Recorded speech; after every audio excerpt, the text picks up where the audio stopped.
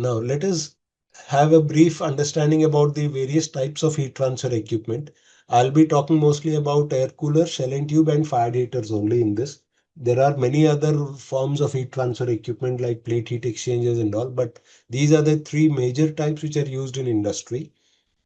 And these are the ones which are in larger volumes. So I'll be talking only about them.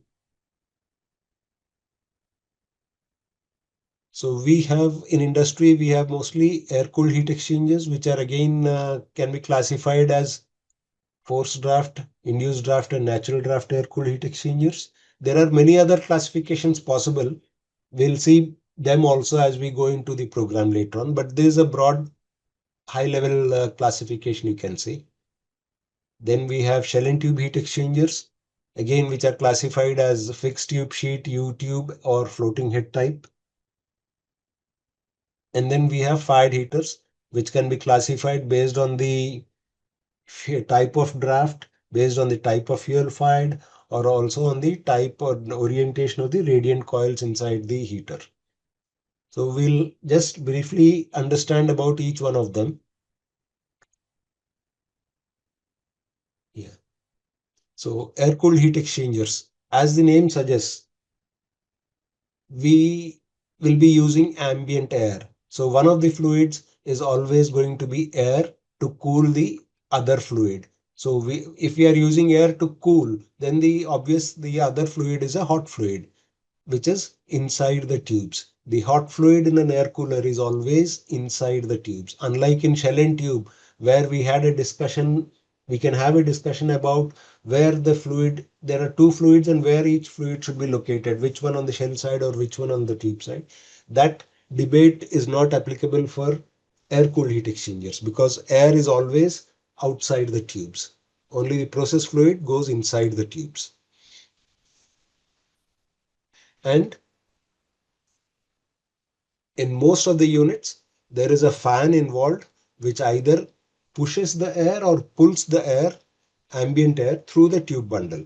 That is what is air-cooled heat exchanger generally.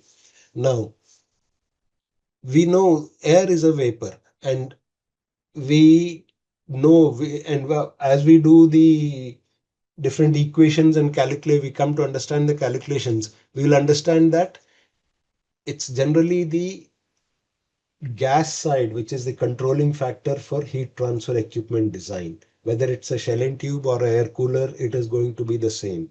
So air already being a gas, irrespective of what is there on the tube side, it is the heat transfer coefficients in air coolers are much less compared to what you have in shell and tube heat exchangers. So for that reason, air coolers are generally provided with extended surfaces, generally provided with fins, different types of fins.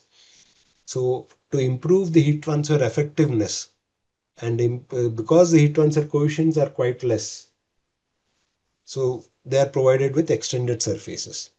And because the heat transfer coefficients are quite less, the heat transfer area requirements are also more, which makes the size of air coolers generally very high, very large compared to shell and tube heat exchangers.